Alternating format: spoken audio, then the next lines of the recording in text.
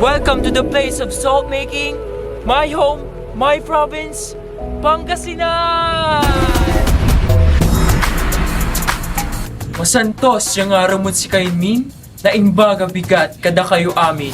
Siya si Michael Cortez, representing province of Pangasinan.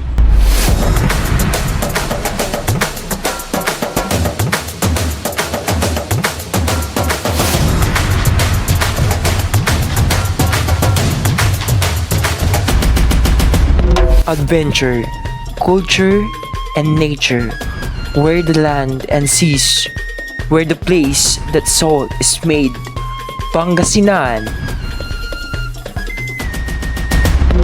Try out food here in satisfying activity, Lingayen famous bagoong and creamy delicious puto of Kalasyaw. My hometown Binmalay is a Sigay capital of the north.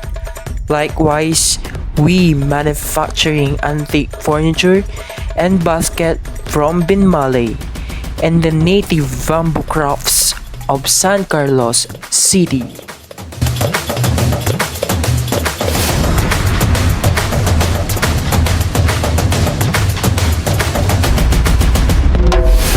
The minor basilica of Our Lady of the Rosary of Manaoag is an interesting pilgrimage, perfect to pray and reflect.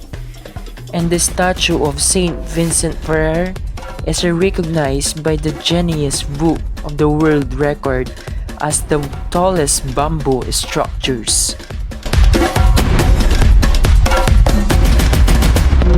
It is truly an ancient kingdom called Luyag na Kabulan that has a lot to offer. This is Michael Cortez, your Mr. Tourism World Philippines, Pangasinan.